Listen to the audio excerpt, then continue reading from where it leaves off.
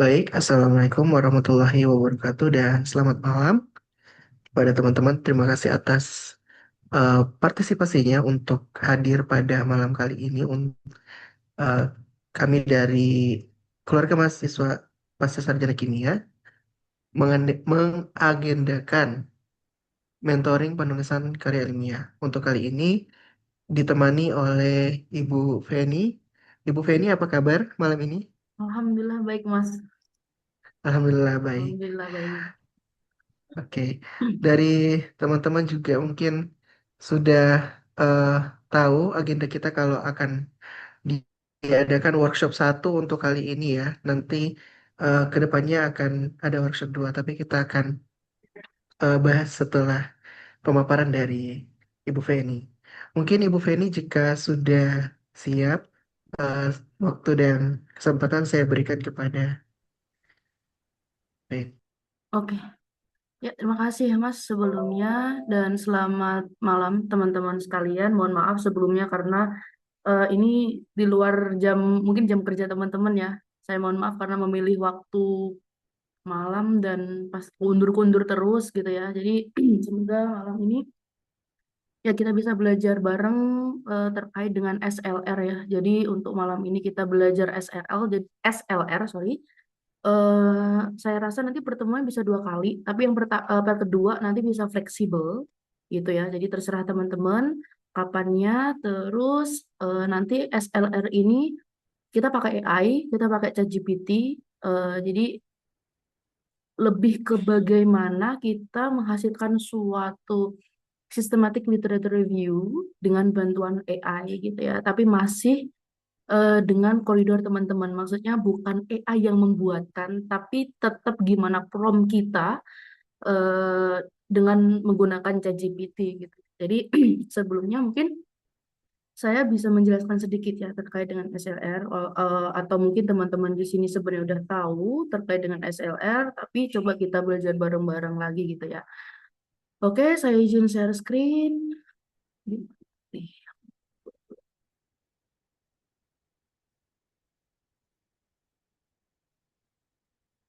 Oke, sebelumnya udah kelihatan belum Mas? Aman ya? Aman, Mbak. Sudah, Oke. Mbak, sudah. Oke, makasih banyak. Ya, Aman. jadi mungkin sekilas terkait dengan SLR ya, sebelum nanti kita coba untuk mempraktikkan gimana caranya kita buat SLR pakai AI gitu. So, ya, jadi untuk pertemuan pertama gitu ya teman-teman, kita akan belajar terkait dengan prinsip dan konsep dasar SLR, kemudian perumusan EDKI atau research question, kemudian perancangan strategi pencarian literatur, penentuan kriteria seleksi, penyiapan instrumen evaluasi dan ekstraksi dan sintesis gitu. Nah, tahap-tahapnya ini nanti kita pelajari. Semoga eh, nggak lama-lama banget gitu ya. Jadi yang penting bisa menyampaikan ke teman-teman gitu. Teman-teman paham untuk yang pertemuan pertama ini. Kemudian untuk yang pertemuan kedua nanti kita ke analisis struktur artikel SLR, analisis komponen artikel, dan juga penyusunan draft artikel atau penyusunan baratnya kayak ya yang nanti akan siap untuk kita submit gitu. Karena kan harapan kita adalah bahwa SLR ini itu nanti kita dapat submit gitu. Dan target kita sebisa mungkin adalah Q1 gitu. Even nanti kita turun ke Q2 itu nggak masalah, tapi yang penting Scopus. Nah, kenapa kita penting ya untuk belajar atau membuat systematic literary review? Karena terkait dengan bukti ilmiah ya, kan banyak sekali ya untuk bukti-bukti ilmiah gitu atau ibaratnya kayak yang bisa dipublikasikan gitu. Dan systematic literature review ini masuk ke excellent gitu. Jadi baik untuk kita gitu untuk menciptakan suatu literatur systematic literature review berkaitan dengan minat kita masing-masing gitu. Kalau kemarin kalau nggak salah analitik nanti dibagi menjadi tiga ya kalau nggak salah. Nanti ada sensor, kemudian ada absorben, satunya apa ya? Saya lupa. Pokoknya ada tiga gitu kalau nggak salah ya. Oke, jadi nanti kita jadi intinya buat untuk masing-masing subjek itu gitu kita buat systematic literature review-nya. Oke, selanjutnya apa itu SLR ya? Jadi SLR adalah suatu metode penelitian komprehensif dan terstruktur. Jadi di SLR nanti itu melibatkan identifikasi, evaluasi, dan sintesis hasil penelitian yang relevan dari berbagai sumber literatur.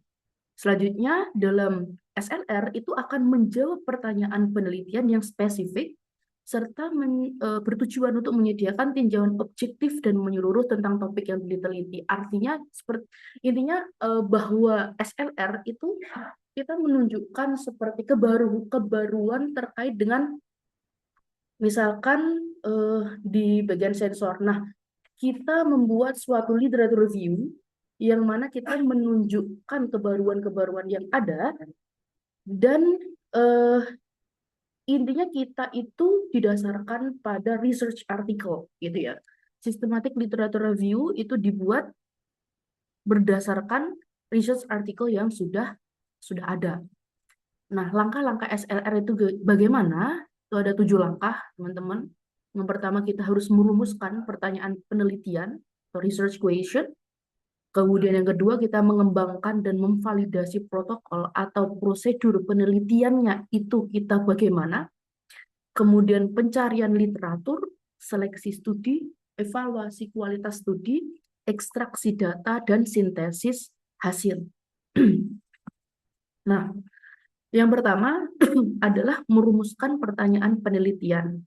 Nah, syarat-syarat suatu research question yang baik itu adalah bahwa kita harus memastikan bahwa research question kita itu memiliki kebaruan, ya. Kemudian kita menggunakan kerangka kerja, artinya kita punya pertanyaan ini itu nggak asal-asalan, tapi kita ada polanya nanti, bagaimana pertanyaan yang akan kita ajukan gitu di SLR ini. Kemudian uji coba dan modifikasi. Jadi nanti itu seperti ada poin-poin yang harus kita centang apakah SLR kita itu sudah sesuai atau belum gitu. Jadi ya intinya pertanyaannya itu harus baru dan eh, ada kerangka kerja. Jadi pertanyaan ini nggak ngasal gitu ya. Oke, jadi untuk merumuskan pertanyaan penelitian itu ada beberapa protokol atau prosedur yang teman-teman nanti bisa pilih gitu. Jadi ada PCOS, PECO, PO, Spider, PCC, SPICE, dan juga Eclipse. Yang biasanya seringkali untuk yang eksak, itu kalau nggak PCOS ya PECO gitu. Nah, jadi PCOS ya ini seringkali untuk ranah sains dan teknologi. Dari PCOS sendiri itu kerangka sistematis untuk merumuskan research question gitu dan menetapkan kriteria seleksi literatur dalam systematic literature review. Nah, PCOS ini nanti sangat membantu agar pencarian studi menjadi lebih terarah, terukur, dan dapat direplikasi. Nah, PCOS ini tuh singkatan gitu ya. Jadi PCOS itu P-nya itu population atau problem, kemudian I-nya intervention, kemudian C-nya adalah comparison, O-nya itu outcomes, dan S-nya itu study design. Nah, population atau problem misalkan populasi atau problem apa sih yang akan kita teliti di SLR ini gitu ya. Misalkan objek atau sistem yang menjadi fokus penelitian kita. Misalkan kalau di saintek gitu ya, kita objek yang akan kita sasar di SLR ini itu misalkan jaringan sensor, sistem robotik, material komposit, ya. Pokoknya objek apa sih yang mau kita teliti gitu. Kemudian kalau intervention itu metode atau teknologi. Jadi pendekatan yang diterapkan terhadap objek ini gitu ya. Misalkan kayak perlakuan kimia, kemudian metode pengujian itu intervention namanya. Kemudian kalau comparison itu kita membandingkan ya, membandingkan eh, dari intervensi yang diuji. Misalkan kita punya metode lama dengan metode baru misalkan. Nah, kita bandingkan antara metode lama dan metode baru itu gitu. Kemudian outcomes atau output ya, output atau metrik yang ingin dievaluasi atau hal-hal yang nanti akan kita uji. Itu yang namanya outcome. Misalkan kita ingin menguji akurasi, efisiensi energi misalkan atau kita pengen tahu nih sensitivitas dari suatu material, atau kayak kita pengen tahu nilai quantum yield-nya, kita pengen tahu misalkan kayak absorbansinya. Nah, itu masuknya di outcomes. Kemudian kalau studi desain itu jenis penelitian yang diikutsertakan dalam SLR. Jadi studi desain artinya dalam suatu jurnal yang akan kita sasar itu nanti, jurnal itu untuk memperoleh hasil itu kira-kira dengan cara apa gitu. Apakah dia itu eksperimen laboratorium ataukah simulasi gitu ya, ataukah dia misalkan kayak terjun ke lapangan. Nah, itu masuk ke studi desain. Nah, kemudian kalau kalau PICOS untuk misalkan saya ambil salah satu contoh untuk topik sensor ya. Kalau misalkan contoh PICOS, kerangka pertanyaan, kita misalkan kita pakai PICOS, kemudian kita gunakan untuk topiknya itu sensor kimia. Nah, kita pengen buat research question. Nah, research question ini kita buat itu harus berdasarkan yang namanya itu tadi ya, PICOS atau PICO gitu. Nah, dari PICOS itu, misalkan terus kita coba untuk mencari, kira-kira kalau misalkan untuk sensor kimia, apa sih problemnya gitu. Misalkan population atau problem atau objek yang nanti akan kita uji, misalkan itu adalah sampel atau objek kimia yang ingin dideteksi atau diukur. Jadi contohnya gas amonia misalkan, logam berat misalkan, terus polutan yang ada di air, nitrat, nitrit. Jadi intinya objek yang akan teman-teman uji atau ukur itu kira-kira apa, gitu ya. Kemudian intervention. Nah, intervention ini itu kan tindakan gitu ya. Jadi untuk interventionnya adalah penggunaan sensor berbasis nanomaterial. Misalkan seperti itu. Nah, kemudian untuk comparison-nya kita akan membandingkan dari teknologi sensor yang diteliti. Jadi kita membandingkan antara sensor konvensional dan juga sensor yang berbasis nanomaterial. Itu ya di bagian comparison. Kemudian outcomes. Outcomes ini yang akan teman-teman selidiki, akan teman-teman menjadikan dia sebagai parameter kinerja atau output sensor yang ingin dianalisis gitu ya. Misalkan di outcomes ini teman-teman bisa menguji di misalkan sensitivitas dia, limit of detection dia, limit of quantitation dia, selektivitas dia, respon time-nya dia, stabilitas, reproducibility, storage time. Nah, itu teman-teman masuk ke outcomes. Kemudian studi desain. Nah, studi desain itu jenis penelitian yang termasuk dalam SLR. Metodenya itu gimana sih? Gitu.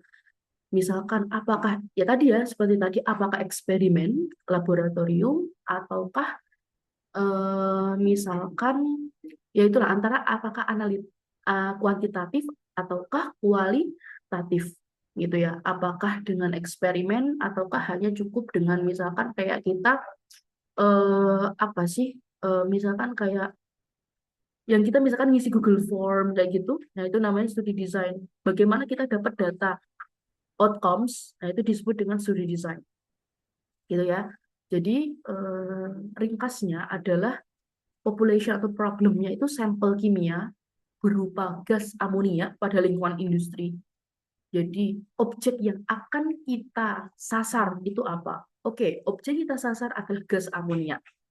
Kemudian intervention ya adalah tindakan yang diberikan adalah penggunaan sensor berbasis nanomaterial sebagai sensor kimia.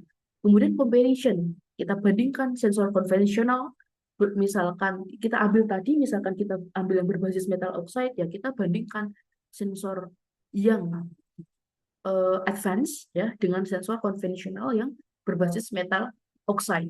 Outcomes ya, jadi itu apa yang teman-teman lihat dari jurnal ini? Apakah sensitivitasnya, limit deteksi atau batas deteksi dia, atau waktu respon dia, ya terserah gitu. Apa? Jadi nanti outcomes itu nanti tergantung dari teman-teman nanti apa yang akan dilihat gitu ya. Studi desain juga sama ya. Jadi studi eksperimental dan uji performa sensor. Jadi untuk dapat outcome itu kayak mana gitu. Jadi apakah dia menggunakan studi eksperimen atau cukup dengan misalkan kuesioner atau kayak gitu. Nah, itu studi desain, ya, oke. Kemudian berdasarkan rangkaian itu tadi, PICOS itu tadi, lalu kita cari nih research question-nya, gitu ya. Research question ini, tak, kelihatan. Wait. Coba pakai. Oke, jadi research question ini teman-teman itu didasarkan pada PICOS ini. Nah, jadi akan setidaknya kita dapat setidaknya satu research question itu sudah cukup karena nanti datanya itu banyak banget. Tapi kalau misalkan mau lebih dari satu juga boleh gitu ya. Jadi untuk research question-nya didasarkan pada data PICOS ini adalah kita dapat pertanyaan bagaimana performa sensor kimia berbasis nanomaterial dalam mendeteksi gas amonia dibandingkan sensor konvensional berbasis metal oxide. Kemudian kita dapat pertanyaan yang kedua, apa saja faktor yang mempengaruhi sensitivitas dan limit of detection pada sensor kimia berbasis nanomaterial. Kemudian research question yang tiga, yaitu sejauh mana teknologi nanomaterial meningkatkan respon time dan stabilitas sensor kimia dalam aplikasi industri. Jadi teman-teman bisa memperoleh research question ini dengan mengotak-atik ini data-data yang di PICOS ini gitu ya. Jadi kita tahu bagaimana performa dari sensor ini, apa faktor yang mempengaruhi, ya. Kemudian sejauh mana teknologi nanomaterial meningkatkan respon time.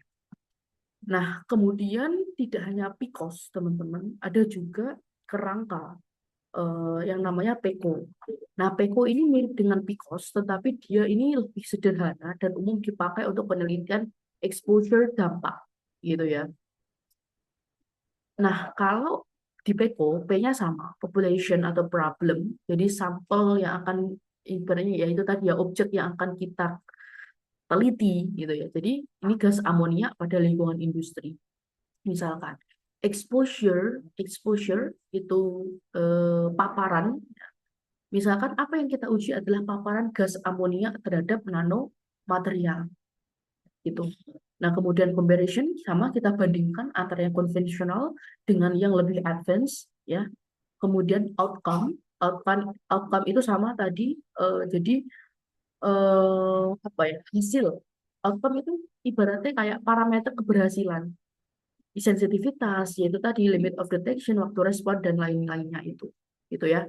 Nah, berdasarkan data-data PECO ini, misalkan di PECO ini population atau problemnya tadi gas amonia, target kita, objek yang akan kita sasar gas amonia, exposure itu paparan, ya. Paparannya adalah gas amonia terhadap apa? Terhadap sensor kimia berbasis nanomaterial.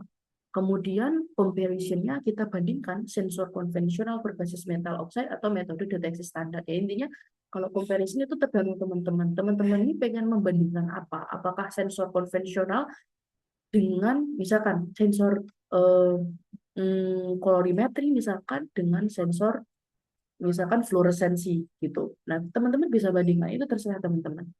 Nah, kemudian outcome itu tadi ya. Jadi parameter keberhasilan, jadi sensitivitas, penurunan LOD dan lain-lain. Nah, di sini dari hasil PECO ini kemudian kita buat yang namanya research question. Sama kayak yang di PICOS tadi. Kalau yang dari PECO itu beberapa research question yang dapat kita peroleh dari data PECO ini, misalkan yang pertama adalah bagaimana pengaruh penggunaan nanomaterial terhadap performa sensor kimia dalam mendeteksi gas amonia dibanding teknologi sensor konvensional. Kemudian, apakah sensor kimia berbasis nanomaterial mampu meningkatkan sensitivitas dan menurunkan limit of detection untuk gas amonia pada lingkungan industri. Jadi apa ya? Ibarat kalau bedanya dengan kalau PECO ini tuh lebih ke yang disasar, paparan. Jadi lebih menanyakan kayak sensornya tuh gimana sih dia gitu. Apakah ngaruh gak sih sebenarnya kayak gitu. Ya, jadi saya kayak ini sejauh mana penggunaan nanomaterial mempengaruhi respon time dan stabilitas jangka panjang sensor kimia dalam aplikasi deteksi gas. Nah, ini perbedaan secara singkatnya antara metode PICOS dan PECO adalah bahwa kalau PICOS itu perbedaannya di sini. Jadi kalau PICOS itu intervention atau perlakuan atau metode. Tetapi kalau PECO exposure itu paparan, ya, faktor yang dikaji gitu. Dan kalau di PECO dia tidak ada studi design, jadi tidak ada metode yang digunakan peneliti untuk menghasilkan outcome. Itu dia tidak dibahas dalam PECO. Dan itu nanti terserah teman-teman antara PICOS dan PECO. Dan apakah lebih mengarah PICOS atau PECO, nanti teman-teman bisa bertanya ke ChatGPT, itu sebagai teman ngobrol aja ya nanti ChatGPT itu. Bukan untuk, oh ternyata fix aku harus pakai PICOS. Enggak. Tapi ChatGPT memberikan pertimbangan kepada teman-teman, tapi hasil akhirnya, apakah teman-teman pakai PICOS atau PECO, itu berdasarkan feeling dari teman-teman gitu ya. Oke, jadi perbedaan PICOS dan PECO intinya adalah bahwa PICOS tadi itu kan intervensi, jadi ada intervensi atau metode tertentu yang kita bandingkan. Kemudian studi berfokus pada efektivitas, apakah dia akan lebih baik, apakah dia akan lebih buruk, gitu. Kemudian ada banyak jenis desain studi yang perlu disaring karena kita pengen tahu apakah metode yang kita propose metode ini atau apakah lebih baik atau lebih buruk. Jadi kita butuh banyak jenis desain studi yang perlu disaring. Lebih untuk menentukan apakah lebih baik atau lebih buruk kita butuh steps yang lebih panjang intinya gitu. Nah, intinya dia cocok untuk eksperimental, komparatif, atau teknologi, performance studies. Misalkan PICOS-nya itu PICOS itu misalkan kayak dia ini ingin menilai efektivitas sensor kimia berbasis nanomaterial dibanding sensor konvensional. Apakah lebih baik? Itu apakah lebih buruk? Nah, itu bisa pakai PICOS. Kemudian PECO digunakan ketika apa? Studi fokus pada pengaruh paparan terhadap suatu suatu outcome itu. Jadi kepaparan, bagaimana kondisi dari yang dipapar itu sih gitu. Lebih sederhana dan tidak membutuhkan dimensi desain studi, dia lebih sederhana, nggak terlalu banyak desain studi yang kita gunakan. Kemudian ini cocok untuk penelitian lingkungan, toksisitas, material, atau fenomena yang bergantung pada kondisi tertentu. Jadi untuk kita, ya analitik lingkungan mungkin akan lebih cocok ke PECO, tetapi tidak menutup kemungkinan PICOS juga cocok. Gitu. Oke, contohnya di sini adalah menilai bagaimana paparan gas atau suhu tertentu mempengaruhi sensitivitas sensor kimia. Kalau ya bisa dilihat ya teman-teman, kalau PICOS itu menilai efektivitas sensor kimia berbasis nanomaterial dibanding sensor konvensional. Jadi yang kita lihat adalah eh, metodenya gitu. Nah, tapi kalau PO itu yang kita lihat adalah yang disasar. Bagaimana paparan gas atau suhu tertentu mempengaruhi. Jadi yang kita lihat adalah pengaruhnya gitu. Oke. Kemudian PICOS ini ya misalkan topiknya misalkan evaluasi performa nanomaterial based sensor. Misalkan kayak gitu. Nah, untuk problem atau objek yang akan kita eh, sasar itu kan gas amonia. Interventionnya atau tindakannya itu penggunaan sensor berbasis CNT. Nah, kemudian komprehensifnya kita bandingkan sensor metal oxide dengan metode yang lebih konvensional. Nah, outcome-nya adalah parameter keberhasilan sensitivitas, LOD, selektivitas, dan lain-lain itu. Kemudian S-nya itu studi desain tadi, misalkan dengan eksperimen, uji performa, atau misalkan dengan isi form itu tadi ya, apa sih namanya, kuesioner. Nah, kalau PECO, misalkan kita punya topik pengaruh paparan kondisi lingkungan pada sensor. Ya, jadi P-nya objek yang akan kita sasar itu sensor gas amonia. Nah, atau exposure adalah paparan. Paparan siapa? Ya, paparan suhu tinggi. Ataukah paparan dari gas amonia terhadap sensornya. Nah, itu nanti bisa teman-teman ubah sendiri atau teman-teman bisa buat sendiri. Jadi intinya kalau PICOS itu lebih ke metodenya. Jadi bagaimana eh, keberhasilan suatu metode intinya gitu kalau PICOS. Tapi kalau PECO adalah bagaimana eh, suatu metode tersebut mempengaruhi, ya, mempengaruhi suatu, misalkan kayak bagaimana suatu metode itu mempengaruhi sensitivitas atau sensor kimia. Jadi mempengaruhi si outcome-nya itu gimana sih? Oke, jadi kalau PCOS lebih ke metode, kalau PECO lebih ke exposure atau paparan. Oke, bagaimana paparan dari objek itu terhadap eh, sensor tersebut. Nah, ini ada PO, ada spider juga. Ya, nanti teman-teman bisa baca ini. Ya, intinya sama ya. Jadi kalau bedanya kalau PO ini lebih simple ya. Jadi tidak ada elemen comparison-nya gitu. Kalau yang untuk PO ini ya research question-nya ini bagaimana pengaruh variasi suhu terhadap sensitivitas sensor kimia berbasis nanomaterial dalam mendeteksi gas amonia. Jadi nanti teman-teman untuk datanya itu nggak perlu comparison dia metode yang teman-teman usulkan. Misalkan teman-teman ingin sensor kimianya itu misalkan carbon dots, misalkan itu enggak carbon dots yang didoping nanti tidak ada dibandingkan dengan carbon dots yang tidak didoping, enggak. Jadi tidak ada perbandingan, tidak ada perbandingan gitu ya, enggak ada perbandingan. Nah, kalau spider ini research question-nya bagaimana fenomena peningkatan sensitivitas terjadi pada sensor kimia berbasis nanomaterial dan bagaimana evaluasi performanya dilakukan dalam berbagai studi eksperimental. Nah, nanti teman-teman bisa baca untuk yang PO, Spider, PCC, Spice. Nah, ya itu ya. Teman-teman nanti bisa baca. Tapi yang sering saya lihat adalah bahwa kalau misalkan di analitik lingkungan itu kalau nggak PCOS itu PECO gitu. Tapi nggak menutup kemungkinan ini juga akan bisa untuk diaplikasikan untuk menghasilkan suatu research question. Nah, yang kedua, teman-teman, kita akan mengembangkan dan memvalidasi protokol atau prosedur penelitian, gitu ya. Nah, dalam mengembangkan dan memvalidasi protokol atau prosedur penelitian, itu kita harus transparan.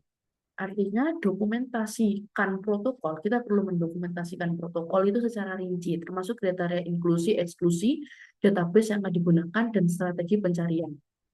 Nah, kemudian peer review. Sebelum memulai pencarian, validasikan protokol dan mendapatkan masukan dari rekan sejawat atau melalui peer review untuk memastikan tidak ada bias.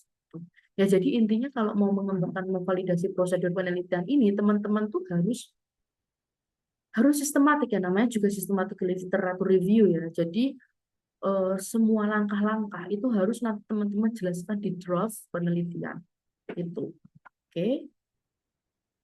Kemudian untuk pencarian literatur ya, pencarian literatur itu nanti bisa di beberapa database ya, bisa di PubMed.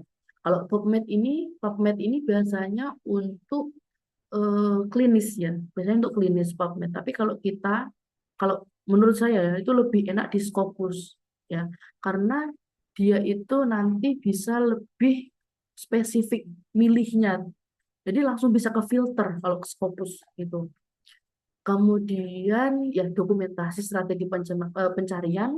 Jadi nanti teman-teman itu memasukkan beberapa kata kunci di Scopus ya, kita kombinasikan kata kuncinya itu dengan menggunakan operator Boolean dan filter yang ada di apa namanya Scopus. Ya, kita gunakan operator Boolean dan kita filter juga yang ada di Scopus itu ya. Oke, eh coba saya stop share dulu. Hmm, saya coba buka untuk,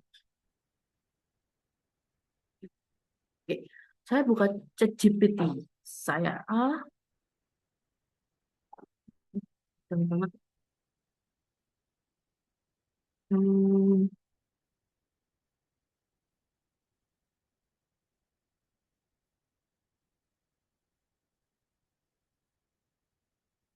oke, sorry teman-teman, ChatGPT-nya apakah udah kelihatan ya?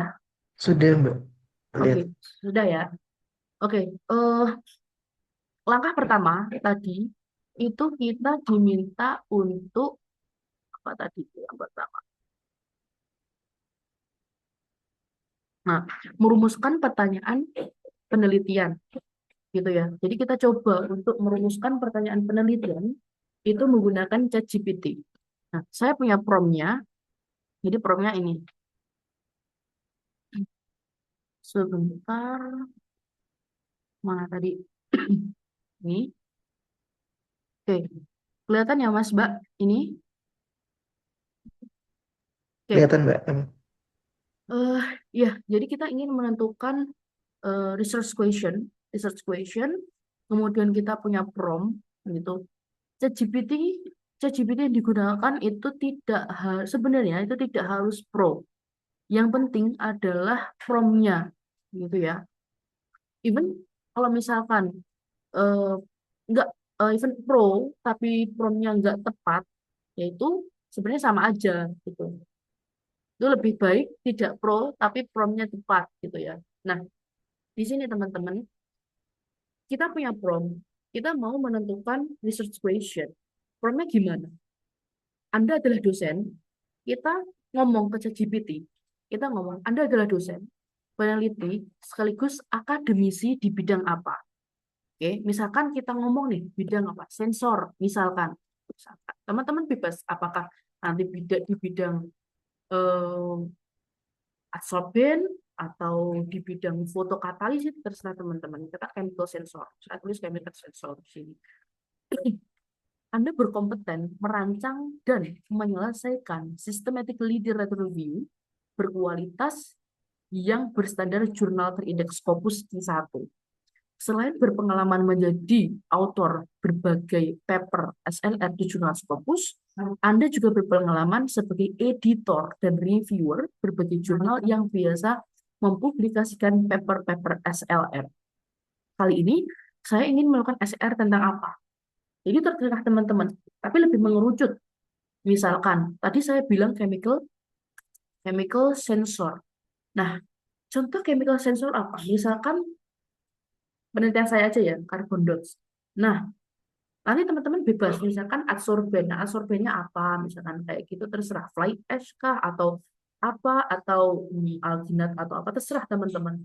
Nah, melakukan SLR tentang apa? Teman-teman pengen SLR ini nih tentang apa sih? Gitu. Misalkan saya tentang hmm, pengaruh doping gitu ya, pengaruh dopan dan kodopan misalkan, pengaruh dopan dan kodopan pada bondots ini. Misalkan saya pengen buat SNR tentang pengaruh dopan dan kodopan pada carbon dots, saya minta ChatGPT ini untuk memberikan 5 alternatif topik SLR untuk tema tersebut yang memiliki keunikan dan berpotensi diterima di jurnal Q1. Oke. Topik jangan terlalu spesifik dan pastikan sudah ada berbagai artikel riset yang meneliti tentang topik tersebut agar saya tidak kesulitan menemukan paper-paper penelitian tersebut sebagai bahan review saya dalam SL tersebut. Gitu ya. Topiknya itu jangan terlalu spesifik. Karena apa? Kalau terlalu spesifik nanti nggak ada jurnal yang bisa kita dapat. Gitu ya. Jadi kalau di systematic literature review itu harus sudah ada artikel research yang sudah melaksanakan penelitian tersebut, dan kalau bisa ya tetap ada kebaruan tapi sudah ada yang mengerjakan artikel review tersebut. Sorry, artikel research artikel itu gitu ya. Jadi udah ada orang yang melakukan penelitian terkait dengan topik yang akan teman-teman pakai gitu. Karena database teman-teman adalah data-data research artikel ya yang ada di Scopus nantinya gitu. Oke. Kemudian coba kita cek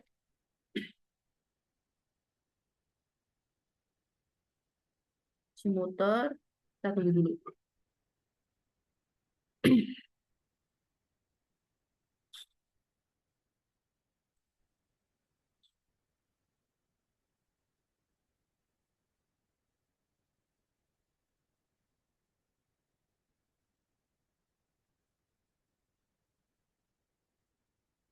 Masih nunggu ya teman-teman ya.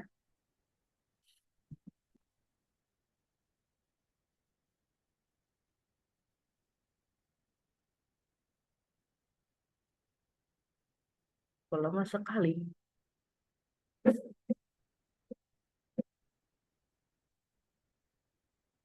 Nyala.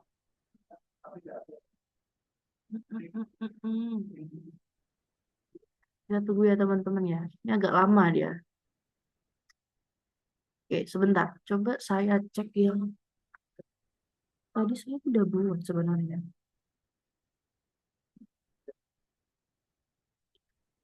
Oke,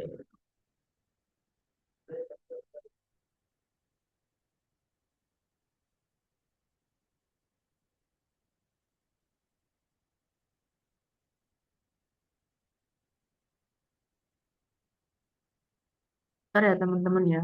Agak error. Oh,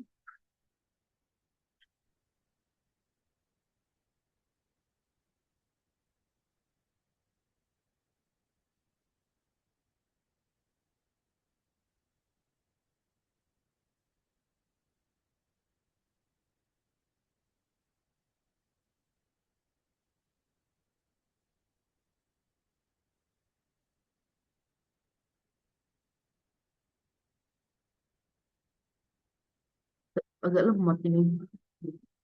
Ya saya ini. Sambil menunggu, mungkin ini ada pertanyaan dari chat, Mbak. Katanya, Oke, apakah promnya itu bisa bekerja di AI lainnya? Mungkin Gemini atau AI lain gitu. oke. Saya nggak tahu ya Mas, itu bisa atau enggak. Tapi saya pakainya itu di ChatGPT ya, gitu. Tapi mungkin bisa dicoba. Saya tuliskan di sini ya promnya ya. Boleh misalkan teman-teman mau nyoba di AI yang lain, boleh silakan.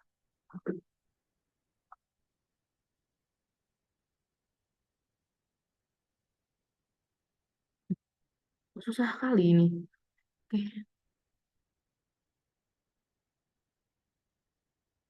bentar ya Mas, Mbak, sebentar. Nah, saya tunjukkan kerjaan saya tadi aja ya, karena ini terlalu lama sepertinya.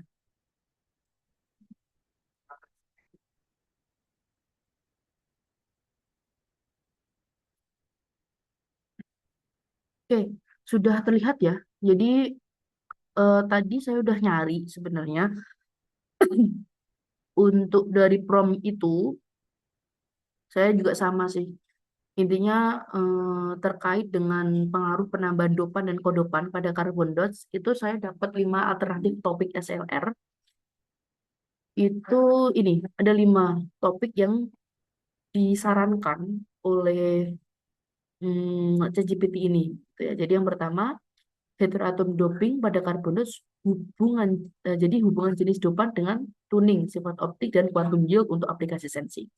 Kemudian ada yang kedua nih kodok carbon dots untuk fluorescence sensing. Terus pengaruh jenis posisi dan lain-lain. Jadi kita punya 5 topik yang disarankan oleh ChatGPT gitu. Nah, terus nih teman-teman, eh, sekarang kalau misalkan teman-teman ini kan masih bingung gitu ya, mana sih yang mau aku pilih di antara 5 ini gitu sih. Mana sih yang paling hype gitu ya di antara lima topik ini gitu. Nah, teman-teman bisa tanya juga lagi ke ChatGPT gitu ya. Jadi untuk prompt kedua ini saya kirim.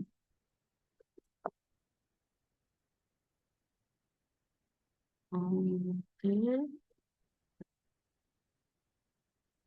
Oke. Jadi kita minta ChatGPT untuk menentukan, untuk memberikan penilaian sebenarnya ya, untuk memberikan penilaian terkait dengan ke 5 topik SLR itu, gitu ya. Jadi kalau misalkan dilihat di sini, gitu, kita memberikan penilaian terkait dengan kelima apa namanya tadi, ke 5 topik SLR itu, gitu ya. Jadi ada skor potensi. Jadi untuk yang pertama tadi itu terkait dengan jenis dopan versus sifat optik dan kinerja sensor, itu nilainya potensinya itu 8. Ya, nilai SLR-nya itu 8. Intinya semakin tinggi nilai skor potensi maka semakin baik. Tetapi di sini nilainya dia cuma cuma 8. Oke. Kemudian terkait dengan kodok versus single dot carbon dots untuk sensing, ini skornya berapa? Ini 9. Gitu ya. Jadi dia akan memberikan skor ini berdasarkan beberapa pertimbangan, yaitu terkait dengan novelty maupun terkait dengan data-data yang sudah ada gitu. Nah, di sini teman-teman bisa milih mau yang skor potensi 8 atau 9. Nah, tapi ini misalkan teman-teman rasa untuk yang skor 8 ini yaitu terkait dengan jenis dopan dan sifat optik serta kinerja sensornya ini lebih menjanjikan untuk menjadi topik SER, ya nggak apa-apa, pilih aja nomor 8. Nggak harus nomor 9 ini yang teman-teman pilih gitu.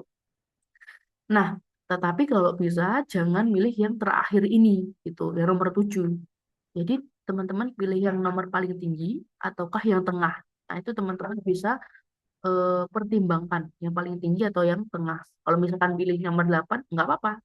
Pilih nomor 9 juga nggak apa-apa. Tapi sebisa mungkin jangan pilih yang nomor nomor 7 gitu. Oke. Nah, selanjutnya ini untuk yang prom yang ketiga.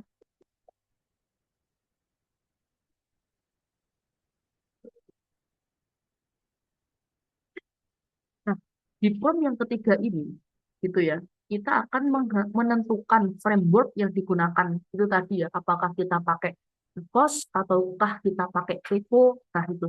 Nah, itu kita cari, kita tentukan gitu.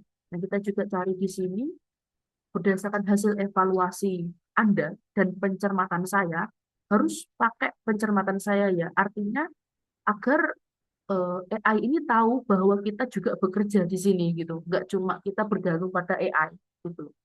Nah, berdasarkan hasil evaluasi Anda dan pencermatan saya memutuskan memilih ide SLR nomor 2. Ini yang ini ya, yang terkait dengan single dan multi dot carbon dots. Karena saya rasa memang penelitian terkait itu, ya, terkait single dan multi dot carbon dots itu sedang hype. Oke, saya pilih yang nomor 2, yaitu yang dot carbon dots untuk fluorescence sensing. Jadi kita membandingkan strategi dual atau multiple dopan terhadap kinerja sensor. Oke, kita pilih yang topik itu. Nah, kemudian berdasarkan ide SLR yang saya pilih tersebut, bantu saya membuat satu research question utama. Pastikan dalam RQ atau research question tersebut itu menggunakan framework yang paling sesuai. Misalkan apakah PCOS ataukah PECO ataukah PO gitu ya. Setelah kita cari, kita tanya ke ChatGPT, kita ngobrol dengan ChatGPT, menurut ChatGPT itu yang paling cocok adalah PECO gitu ya. Yang paling cocok adalah PECO gitu. Nah, karena kita membandingkan di sini antara kodok versus single dot itu ya, exposure paparan. Nah, kalau misalkan teman-teman setuju, PECO, misalkan population-nya itu adalah jenis material carbon dots dan konteks penelitian material sensor. Exposure-nya adalah perlakuan berupa strategi co-doping. Kemudian C atau comparator-nya adalah antara single dop dan juga undop carbon dot sebagai pembanding. Ataukah multi dop dengan undop carbon dot sebagai pembanding. Itu juga bisa. Nah, kemudian outcome-nya adalah apa yang parameter keberhasilannya. Coba kita lihat adalah misalkan PLQY, photoluminescence quantum yield, ataukah LOD-nya, ataukah sensitivitasnya, selektivitasnya, linear range, atau response time. Tapi kalau misalkan teman-teman nggak setuju, PECO ini kayaknya nggak cocok deh. Tapi nggak apa-apa, teman-teman ngomong aja sama ChatGPT, kayaknya aku nggak cocok. Aku cocoknya pakai PICOS, kayak gitu. Karena menurut aku gini, gini, gini. Gitu. Jadi nggak semuanya itu harus bergantung pada apa namanya saran ataukah pendapat dari ChatGPT gitu. Oke. Nah, tapi memang kalau misalkan terkait dengan analitik lingkungan karena kita ingin tahu paparan pengaruh paparan tidak hanya terkait dengan better atau worse-nya, maka kita pakai PEG gitu ya. Karena kita pengen tahu pengaruh paparan gitu. Kalau cuma pengen tahu metode ini lebih bagus nggak sih? Metode ini lebih jelek atau lebih bagus? Nah, itu kita pakai PCOS. Tapi kalau terkait dengan paparan, yang biasanya kita pakai untuk ya ini ya di analitik lingkungan kita lebih sering pakai ke PECO. Oke.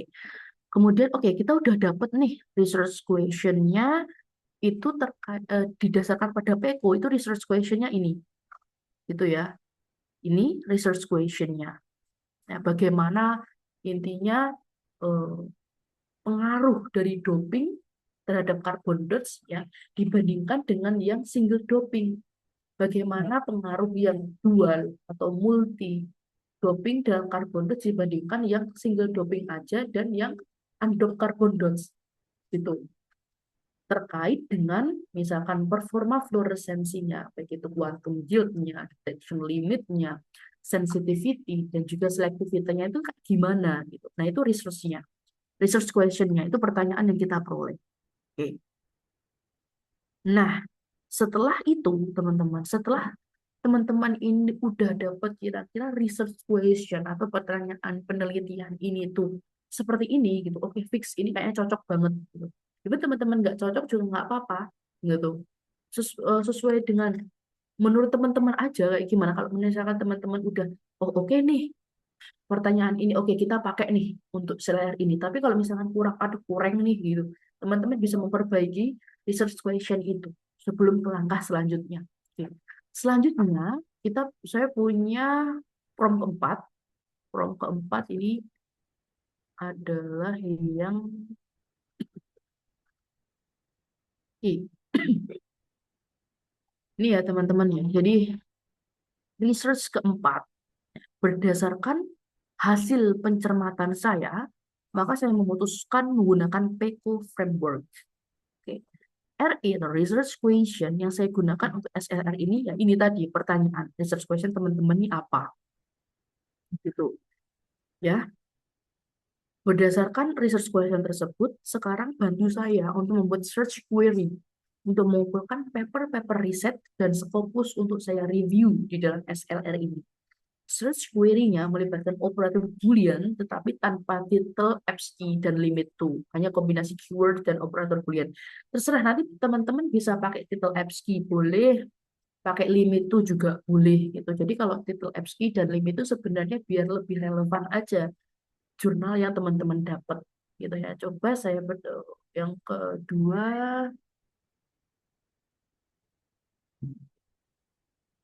Wait, wait. Oke, jadi ini ya. Jadi operator boolean.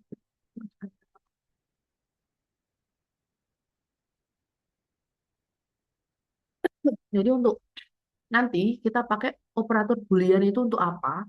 Operator boolean nanti kita gunakan untuk menentukan, untuk mencari paper-paper dalam Scopus gitu, agar nanti bisa lebih spesifik, relevan. Jadi teman-teman, oke, aduh susah banget nih, misalkan kayak nyari eh, database ya, nyari jurnal-jurnal yang sesuai dengan topik literatur ini, topik SLR ini ya, teman-teman bisa minta bantuan dari operator operator Boolean, tinggal kita kopas, kita masukkan ke Scopusnya gitu ya. Nah, jadi operator Boolean ini nanti ada and, or, not, kemudian ada title ASCII, kemudian ada tanda kurung gitu ya, kemudian ada tanda bintang ini, truncation. Nah, and ini digunakan untuk menggabungkan. Mana sih ini? Oke, untuk menggabungkan dua atau lebih frasa. Nah ini, N digunakan untuk menggabungkan dua atau lebih kata kunci atau frasa. Sehingga hasil pencarian hanya akan mencakup paper yang mengandung semua kata kunci atau frasa tersebut. Itu untuk N.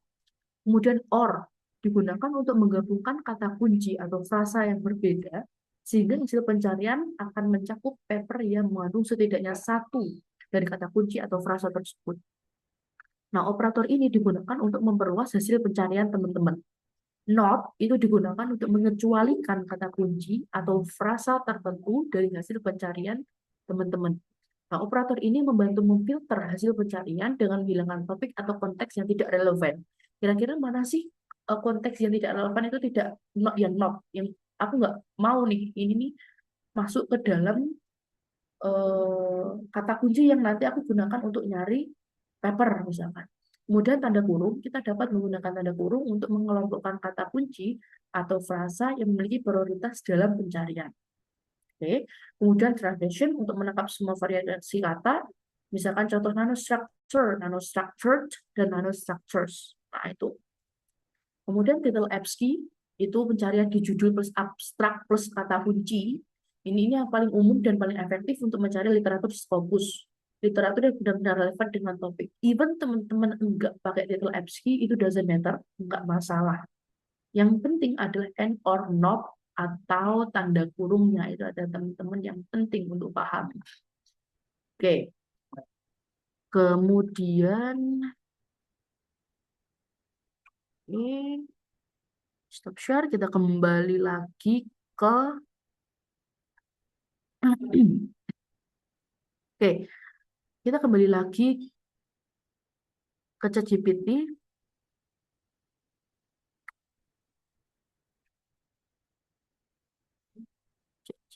Oke,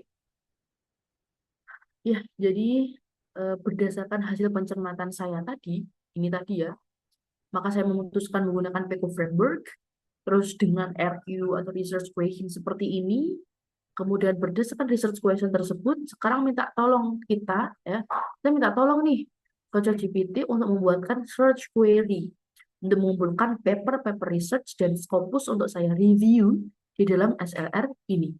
Search query-nya melibatkan operator Boolean. Mau pakai title ABSCII or not, itu doesn't matter. Terserah sama kalian. Oke, tapi saya coba untuk tidak pakai title ABSCII. Nah, di sini dihasilkan ada query utama yang direkomendasikan untuk SLR kita, kemudian query alternatif, kemudian query sensitif, gitu ya. Jadi, query sensitif ini jika hasil sedikit atau ingin jangkauan yang lebih luas. Artinya gini, ketika kita mau cari, kita masukkan data kunci ke Scopus, kemudian ternyata jurnalnya kok nggak ada 100 atau kurang dari 100, maka itu terlalu mengerucut, hasilnya terlalu sedikit. Maka kita harus ubah ya research query tersebut. Gitu. Misalkan, oke, coba saya buka Scopus saya dulu ya. Tapi kita coba untuk kita setuju ya, kita coba pakai query utama ini. Apakah sudah cocok atau belum? Gitu ya. Oke, search dulu. Saya masuk ke Scopus. Scopus saya.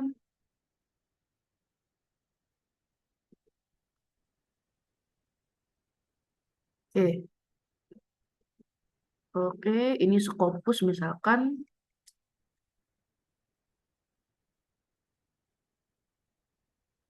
Scopus.com.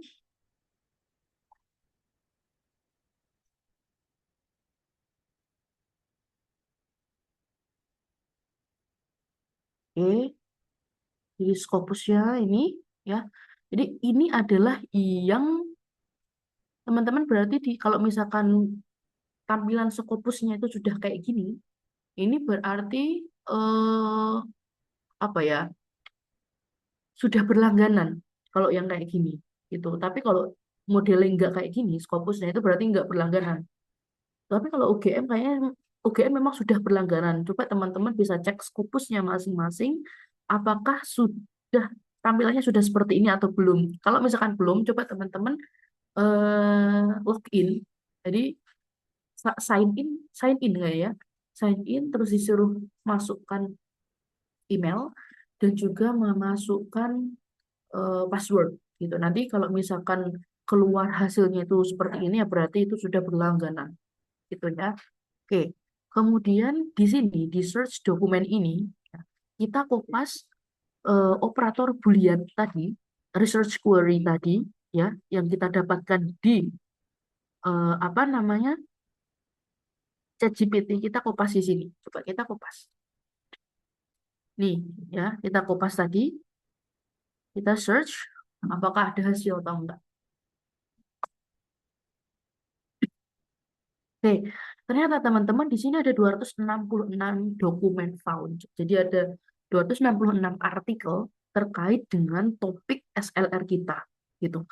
Nah, kalau misalkan topik SLR itu udah lebih dari 100, itu udah bagus gitu. Tetapi kalau kurang dari 100, kita harus mengubah lagi research query. Kita harus mengubah lagi research query kita dengan mengubah operator Boolean tadi gitu ya. Misalkan kalau terlalu banyak misalkan, oh ternyata hasil dokumen yang diperoleh itu 7.000 misalkan. Ya itu kalau bisa ya diganti. Soalnya itu nanti akan banyak sekali dokumen yang teman-teman harus baca gitu ya. Jadi kalau bisa adalah lebih dari 100 dan yang tidak lebih dari 1.000 gitu ya. Kalau kurang dari 100, oh kok kayaknya kok nggak terlalu representatif gitu ya untuk datanya nanti. Jadi bagusnya adalah di sekitar 200 atau 300 itu juga bagus ya. Nah, teman-teman, di sini kita punya 266 artikel yang kita peroleh gitu ya. Nah, kemudian di sini ada yang namanya filter gitu ya. Teman-teman bisa memfilter kira-kira. Apakah teman-teman pengen ngefilter misalkan year, tahun ya, eh, range-nya itu apakah 5 tahun terakhir kah atau mau 10 terakhir kah? Nah, itu terserah teman-teman. Misalkan teman-teman mau membuat atau mau mencari data-data untuk SLR ini, itu adalah jurnal dari 2021 sampai 2026 yang nantinya akan terbit misalkan 2021 sampai 2026.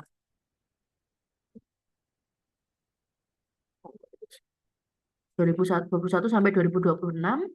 Kemudian dokumen type-nya di sini teman-teman bisa dokumen type-nya dipilih artikel ya, karena kita tidak ingin adanya review dan book chapter di sini.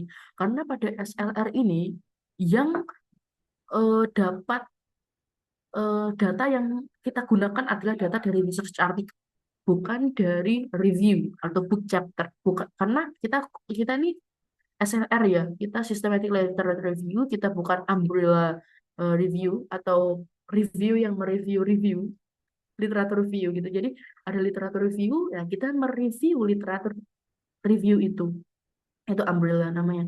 Tapi kalau misalkan kita research systematic literature review, kita didasarkan pada hmm, research article. Ya, makanya kita centang dokumen type adalah yang artikel, not book chapter juga enggak, review juga enggak.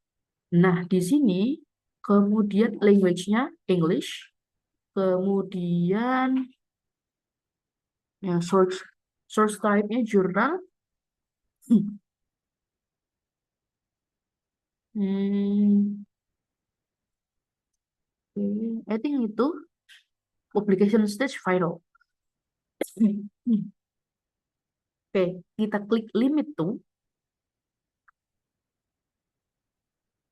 Di sini kita dapat 251 data yang diperoleh di rentang 2021 sampai 2026. Ternyata ada 251 file artikel yang masuk ke dalam filter kita tadi. Gitu. Oke, kita catat dulu. Kita catat dokumen awal kita adalah 266 tadi. Oke, kita catat 266. After that, kita filter, kita screening, mana yang cocok sama pilihan kita.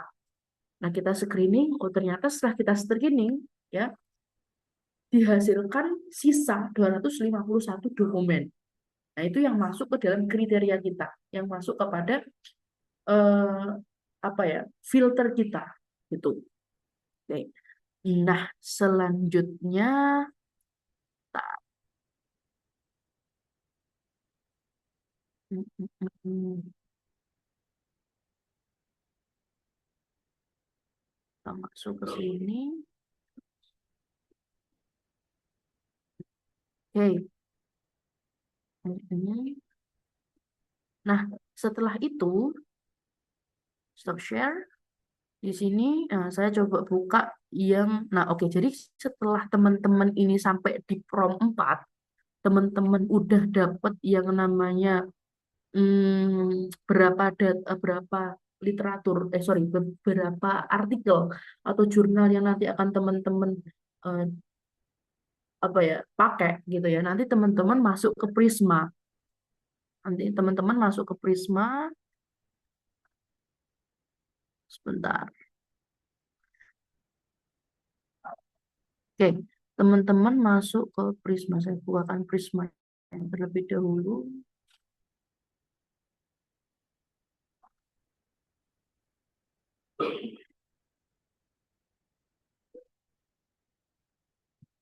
Oke, kita masuk ke Prisma. Nah, untuk teman-teman nanti Prisma itu bisa dicari di Google ya, Prisma gitu nanti bisa kelihatan.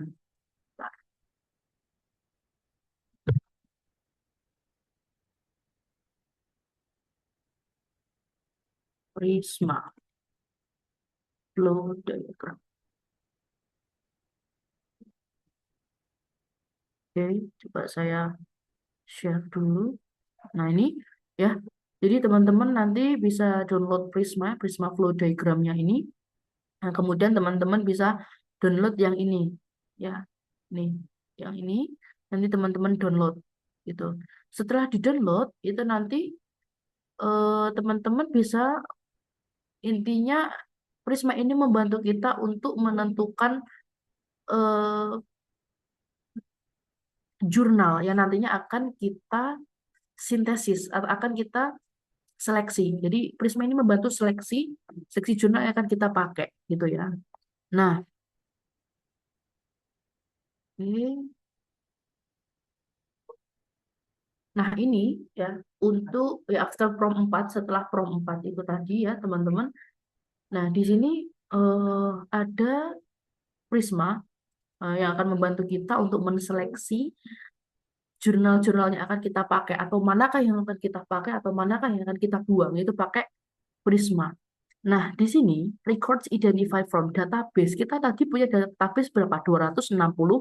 Nah, kita tulis 266. Nah, oke.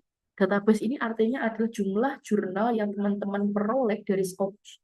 Misalkan teman-teman nggak pengen dari Scopus, itu nggak apa-apa, nggak masalah. Terserah teman-teman mau nyari dari Google Scholar juga nggak apa-apa. Dari Science Direct juga nggak masalah. Tapi kalau misalkan dari Scopus itu yang paling mudah untuk filter ya kalau di Scopus. Nah, register ini nggak perlu, register ini boleh kita hapus.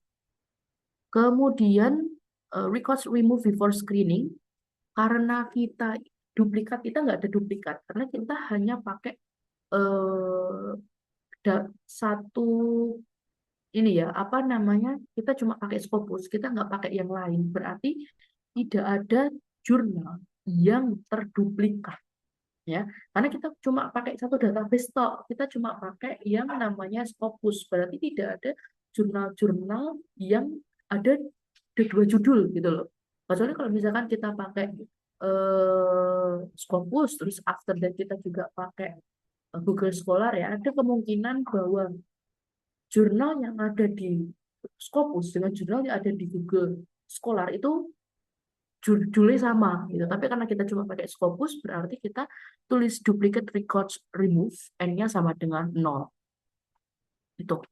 Nah, kemudian records marked as ineligible by automation tool. Nah, tadi itu kan kita filter ya, kita filter. Oke. Setelah kita filter di sini kita tulis tadi N-nya itu berapa? N-nya berarti 266 dikurangin 251 berarti berapa? 15. Ada 15. N-nya 15. Dari mana? Yaitu 26266 266 dikurangi 251. 266 ini adalah jurnal. Total jurnal awal. Kalau 251 ini adalah jurnal yang after di screening ya yang sudah kita filter itu total 251. Jadi kita tulis di sini teman-teman record screen berarti 251. Itu ya. Nah, kemudian setelah kita dapat record screen itu 251, nanti akan ada mana sih jurnal yang masuk kriteria inklusi, mana jurnal yang masuk kriteria eksklusi. Kita harus filter yang kedua lagi, gitu ya. Nah, pada kriteria eksklusi dan juga kriteria inklusi itu yang namanya seleksi studi ya, teman-teman. Nah, oke. Kita masuk ke PowerPoint lagi. Nah, di seleksi studi ini yang itu nanti akan ada kriteria inklusi dan kriteria eksklusi. Setelah kita dapat jurnal yang sudah kita screening tadi, sudah kita filter di Scopus, ya, kita punya 251 total jurnal itu, kemudian kita cari lagi jurnal itu. Apakah jurnal itu sudah relevan untuk pertanyaan penelitian dan bisa untuk dimasukkan dalam review, ataukah jurnal tersebut tidak memenuhi kriteria atau tidak relevan untuk pertanyaan penelitian. Gitu ya. Jadi, walaupun kita sudah dapat jurnal, 251 jurnal, itu tidak menutup kemungkinan bahwa jurnal yang kita peroleh tersebut itu masih ada yang tidak memenuhi kriteria pertanyaan penelitian atau research question tadi. So, kita ngobrol lagi sama ChatGPT gitu ya. Menurut kamu ChatGPT kriteria inklusi atau eksklusinya itu apa? Tuh ya. Nah, kan di sini sekali lagi kita masuk di sini. Oke, ini untuk prompt yang kelima. Tuh ini, ntar saya kupas dulu. Oke.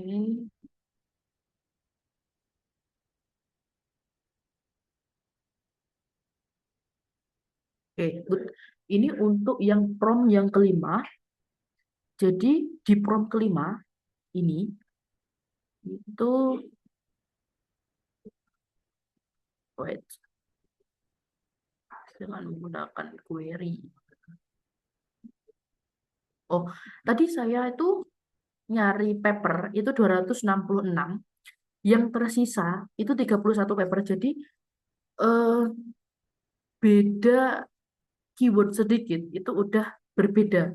Sisa paper yang tersisa. Kalau tadi barusan tadi kan 266 awalnya, tetapi setelah saya filter hasilnya 251. Tetapi tadi siang saya nyoba 266 jurnal ini, kemudian saya filter itu dapatnya 31. Nah, jadi setiap apa namanya? Setiap ChatGPT itu akan memberikan jawaban yang berbeda, gitu ya. Jadi nggak masalah. Mungkin ChatGPT punya saya dengan ChatGPT punya teman-teman, ya itu hasilnya beda. Nah, itulah perlunya kita itu tidak semuanya bergantung pada ChatGPT. Kita lihat lagi, oh apakah emang benar ini sesuai, apakah emang benar ini nggak sesuai, gitu ya. Kemudian kita coba masuk lagi ke sini. Oke, nah kemudian tadi kita masukkan prompt dengan menggunakan search query ini. Kita tadi kan punya search query yang di atas ini toh. Ini namanya search query, teman-teman. Kita pakai search query ini, ya. Kemudian kita masukkan ke prompt itu dengan menggunakan search query itu, ya, di atas. Saya mendapatkan paper sebanyak 266. Di tahapan mencari literatur tersebut, saya memfilter hasil pencarian menggunakan filter-filter tersebut. Nah, filter-filter yang dimaksud ini adalah filter-filter yang tadi ada di Scopus. Tadi kan saya memfilter range tahunnya. Oh ya, tadi saya ambilnya 2026 soalnya. Di sini saya ambil range 2020 sampai 2025. Nah, range-nya coba kita pakai ini ya. Karena ChatGPT saya tadi itu agak error, sinyalnya agak susah kayaknya. Jadi muter-muter terus. Jadi kita pakai data yang tadi sore. Kita range-nya 2020 sampai 2025. Dokumen type-nya limited to article. Jadi kita hanya artikel, tidak ada book review atau book atau review artikel. Kemudian publication stage limited to final. Jadi sudah benar-benar bisa benar-benar sudah dipublish gitu ya, final. Kemudian source type-nya limited to journal, oke, jurnal yang akan kita gunakan nanti. Dan language-nya itu English. open access, limited to all open access. Oh iya, saya ingat. Saya tadi nggak memasukkan open access limited to all open access. Ya, jadi saya lupa untuk nyentang kalau nggak salah untuk yang bagian limited to all open access. Sehingga tersisa paper, ini 31 paper, ini kerjaan saya tadi siang ya. Kalau yang hari ini tadi barusan ini 251 gitu. Tapi I think ini lebih menjurus lagi ya, karena kita mintanya ada limited to all open access. Sebenarnya teman-teman.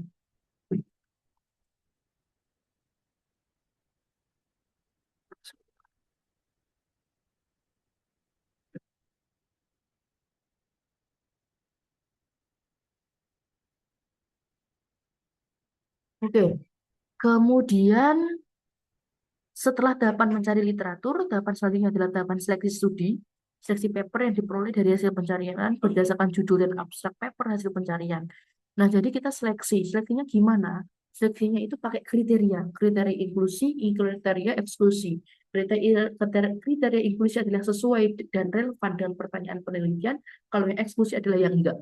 Oke. Kemudian kita masukkan di sini ternyata kriteria inklusinya ini. Oke. Ya, kriteria inklusinya ini. Oke. Ini kriteria inklusi, eksklusi. Kriteria eksklusi yang tidak menggunakan kode carbon dots. Kalau misalkan nanti ada jurnal yang dia itu tidak ada kodopingnya, berarti itu nanti tidak akan kita masukkan ke dalam jurnal yang akan kita pakai. Jadi itu akan kita ilangin. Gitu. Kemudian nanti misalkan ada jurnal yang dia tidak berhubungan dengan fluorescence sensing juga akan kita hilangin.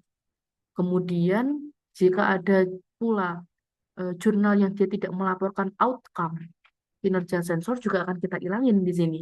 Gitu ya.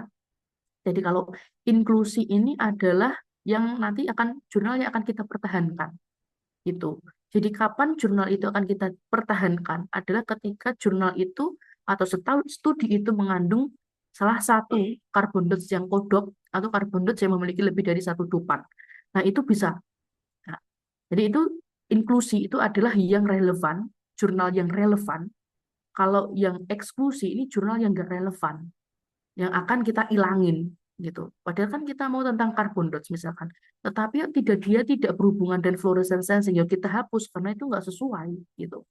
Ya jadi teman-teman memang harus tahu dulu itu kira-kira apa sih kriteria yang masuk pada penelitian ini, pada pertanyaan ini relevan atau enggak ya. Teman-teman juga harus tahu gitu, nggak semuanya harus sesuai dengan ChatGPT.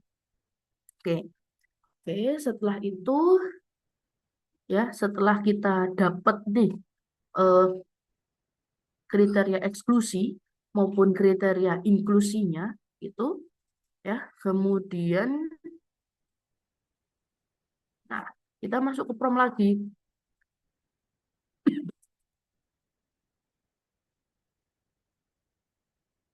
Wait.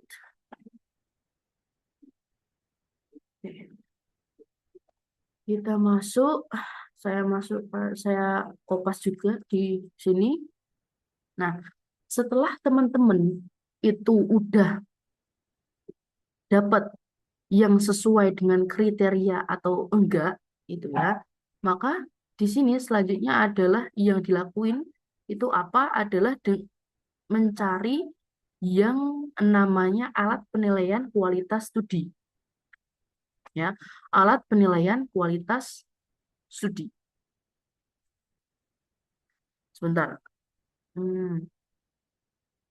Nah, ini alat penilaian kualitas studi. Apakah jurnal yang kita gunakan ini tuh sudah bagus atau belum? Nah, ini biasanya itu yang menilai adalah validator. Nah, validator itu siapa? Validator juga sebenarnya adalah orang sejawat itu bisa. Ya, tapi orang yang sama tahu yang tahu juga terkait dengan topik SLR teman-teman gitu. Nah, penilaian itu berdasarkan apa ya? Nanti berdasarkan dari apa ya? Biasanya tuh misalkan kayak ada toolsnya, dia tuh berupa tools yang nanti akan ada eh, pertanyaan-pertanyaan atau hal-hal yang apakah dia sudah eh, fulfill, memenuhi persyaratan itu nanti baru akan dicentang-centang. Kalau misalkan jurnal teman-teman itu sudah sesuai, maka ya bisa nanti akan di tahap selanjutnya. Tetapi kalau misalkan belum sesuai ya nggak bisa. Tapi kalau misalkan jurnal Scopus biasanya bisa gitu. Nah, oke, kemudian kita masukkan prompt itu gitu ya. Nah, nih prompt-nya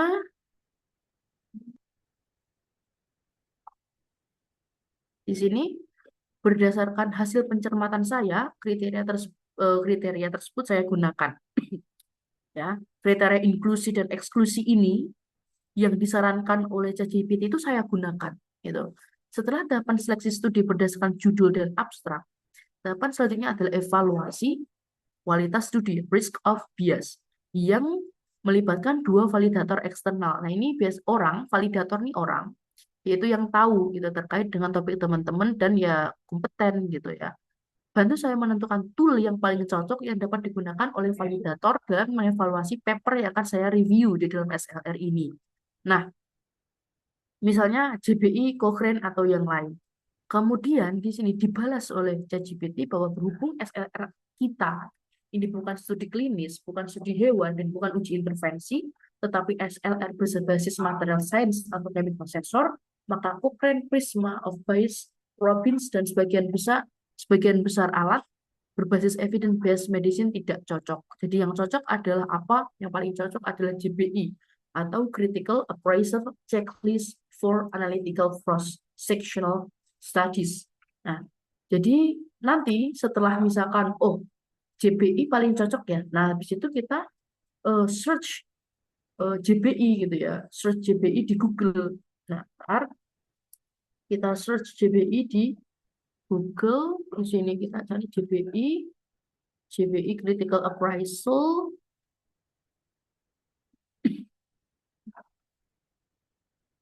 Wait.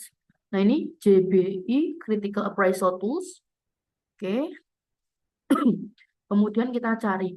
Nah, di sini teman-teman, itu ada beberapa pilihan yang teman-teman bisa pilih. Tetapi kalau saya itu pakainya yang Analytical Cross-Sectional Studies. Ya, Analytical Cross-Sectional Studies. Karena setelah dibaca-baca ini lebih cocok memang ke arah untuk studi seperti kita, yaitu analitik lingkungan. Kemudian kita download.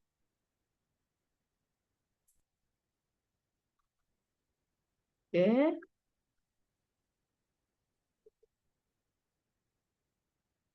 kita buka di sini, share.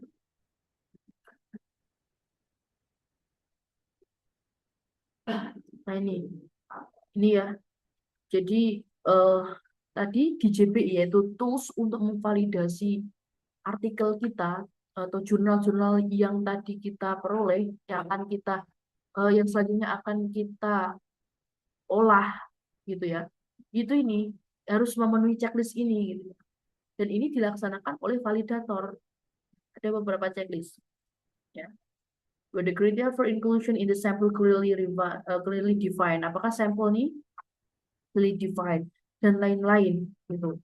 Jadi nanti untuk validator itu harus mengisi ini. Jadi intinya dari sini, dari checklist-checklist ini kita akan tahu manakah jurnal yang bagus ya, maksudnya jurnal yang nantinya kita benar-benar pakai untuk XLR atau manakah yang jurnal yang akan kita buang gitu. Oke. Oke, next. Hmm, Prompt yang kedua.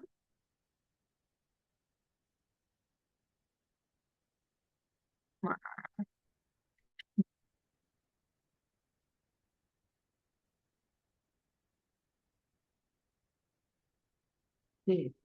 Ini. Nah, kita tadi udah setuju ya kalau kita pakai yang JBI Critical Appraisal Checklist for Analytical Cross-Sectional Studies. Nah, saya memutuskan menggunakan tool ini, JBI. Setelah tahapan evaluasi studi, tahapan selanjutnya adalah ekstraksi informasi dari setiap paper yang direview.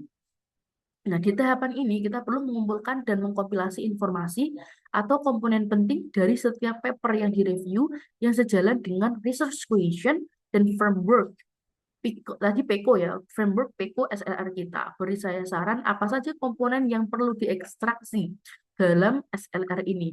Jadi apa sih hal-hal yang perlu teman-teman catat di tiap-tiap artikel atau jurnal yang teman-teman pilih tadi, yang sudah melewati berbagai banyak sekali itu filter.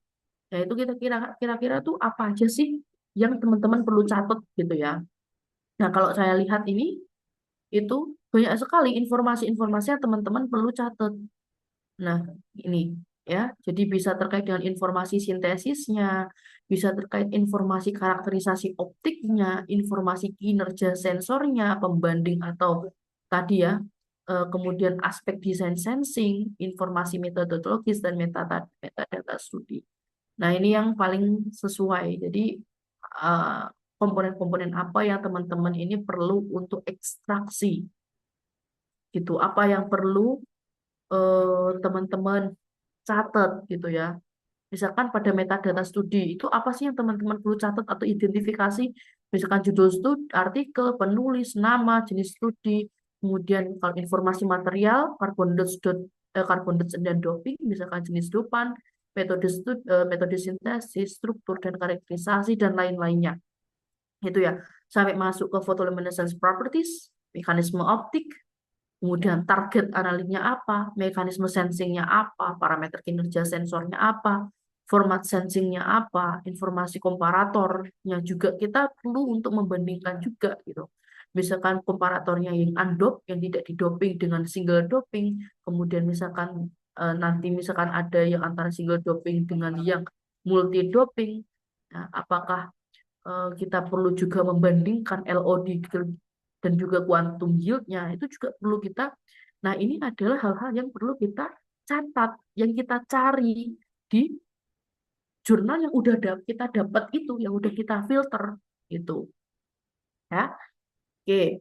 Kemudian kalau misalkan kita minta untuk buat tabel ekstraksi ya nanti kita minta aja gitu gitu untuk dibuatkan tabel ekstraksi. Nah, di sini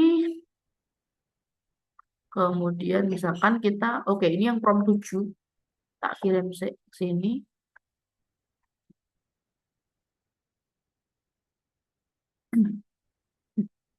Nah, setelah itu ya teman-teman, setelah kita tahu apa namanya komponen-komponen yang perlu kita ekstraksi itu apa aja gitu. Misalkan ada ini tadi ya metadata, ada nama terakhir penulis pertama, judul dan lain-lain atau apapun lah komponen yang nantinya akan kita catat.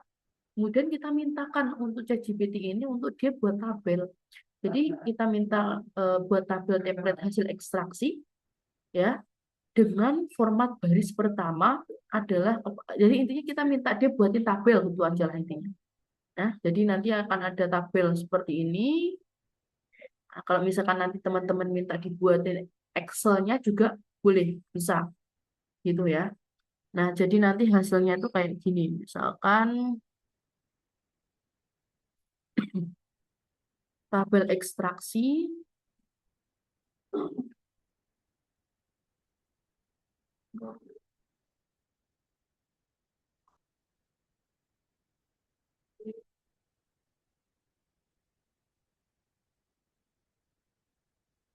Nah, ini ya.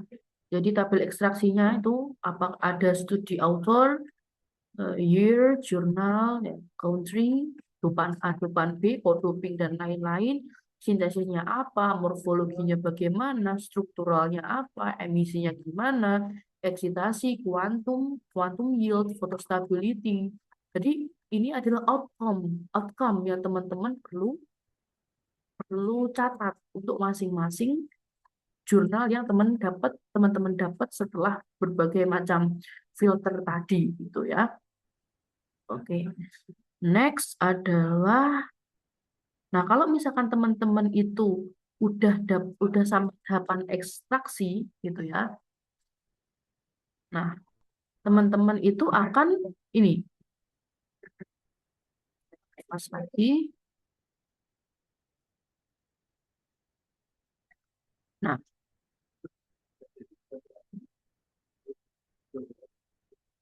oke. Yaitu kita mencari apa? Wait, mana tadi? Buat belum? Apa tadi pertanyaannya yang terakhir itu?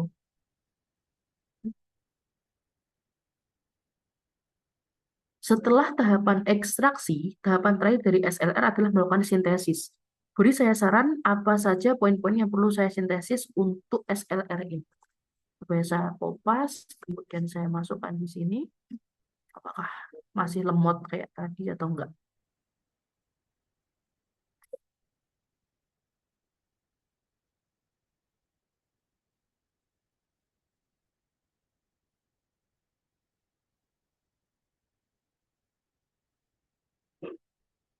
Oke.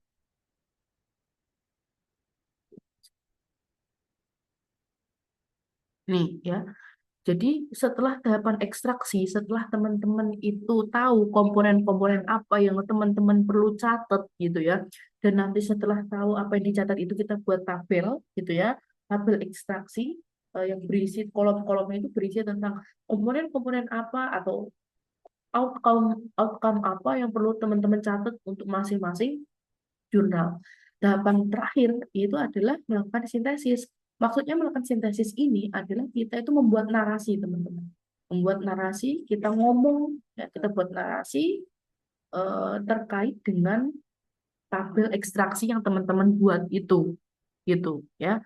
Jadi poin-poin sintesis yang harus ada dalam SLR ini itu ada sintesis deskriptif, kita juga harus komparatif, kita membandingkan pula sintesis tematik mekanistik, kritis dan arah masa depan atau futuristik dari eh, apa namanya topik yang teman-teman Pak bawa ini, gitu ya. Oke, jadi ini contohnya kalau misalkan sintesis deskriptif ya kita berbandingkan ini dan publikasinya, variasi strategi dopingnya misalkan. Kalau sintesis komparatif, kita bandingkan apakah benar kok doping ini meningkatkan performa atau enggak. Kita bandingkan performanya itu tadi. Ya, jadi eh, intinya begitu ya. Jadi kalau misalkan yang sintesis adalah kita membuat narasi yang didasarkan pada tabel yang berisi yaitu tadi ya jurnal-jurnal yang telah kita ekstraksi atau tabel ekstraksi yang berisi komponen-komponen yang perlu teman-teman perhatikan untuk masing-masing jurnal. Oke, seperti itu. Oke, eh, kayaknya udah cukup ya ini tadi. Ekstraksi data juga sudah. Jadi kalau ekstraksi data itu ini,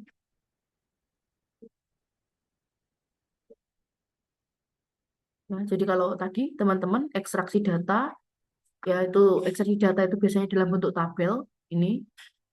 Kemudian sintesis temuan itu adalah dengan menarasikan tabel ekstraksi data. Itu sebenarnya kalau dalam SLR ini yang susah adalah yang nggak susah sih, yang agak rumit itu adalah di cara ngefilter jurnal-jurnalnya sih ya, jadi ngefilter jurnal-jurnalnya. Oke, kemudian saya akan ke sedikit lagi yaitu ke prismanya, sedikit sedikit saya jelaskan untuk prismanya. Nah, jadi yang sini itu tadi kan record screen itu 251 ya, karena atau kita tulis saja misalkan kita sesuaikan ya sama yang tadi siang itu misalkan 31. Berarti ini piro lagi? 253 266 dikurangi records make ineligible berarti ini 235 ya 235. Nah, ini record screen adalah ini itu jurnal ya yang setelah melewati filter Scopus. Oke. Kemudian kita dapat N sama dengan 31. Kemudian records excluded yang eksklusi dan inklusi itu tadi eksklusi adalah yang ketika jurnal tersebut itu tidak sesuai ya, tidak sesuai dengan pertanyaan kita, tidak relevan dengan pertanyaan penelitian kita. Nah, untuk record excluded ini, jurnal itu apakah masuk inklusi atau eksklusi, itu kita bisa baca dari judulnya dan juga dari abstraknya. gitu. Kalau misalkan judul dan abstraknya itu memang sudah relevan dengan pertanyaan penelitian kita, berarti udah oke, berarti kita masukkan dia, lolos gitu. Tapi kalau misalkan dia tidak masuk di judul jurnal dan juga di abstraknya itu sudah terlalu melenceng jauh atau tidak masuk ya berarti dia excluded gitu. Misalkan anggap aja ya excluded kita 9. Nah, ini teman-teman harus baca, berarti memang harus baca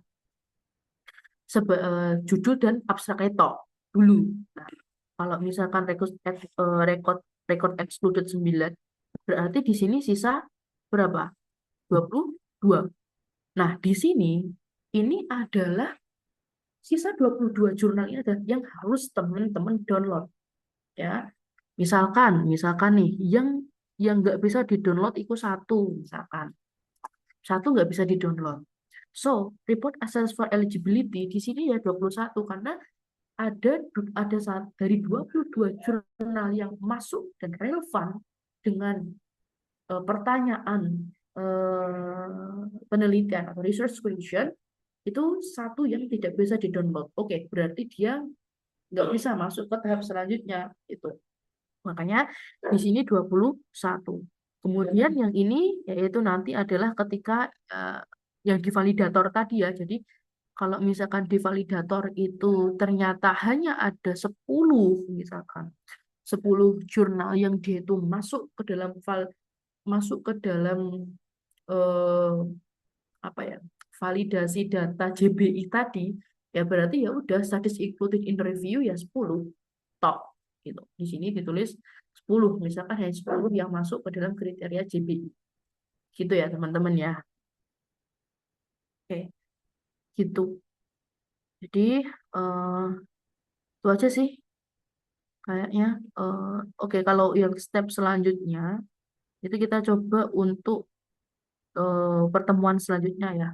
Kalau ini kita sampai ke bagaimana kita jadi bagaimana kita mulai dari pertama adalah mencari research question, kemudian dari research question kita tahu, oh ini ternyata cocok nih pertanyaan ini gitu. Setelah kita tahu pertanyaan ini, kemudian kita cari yang namanya apa tadi namanya research query gitu ya. Jadi mana sih? Ya, jadi merumuskan pertanyaan penelitian, kita stop share terakhir ya. Oke.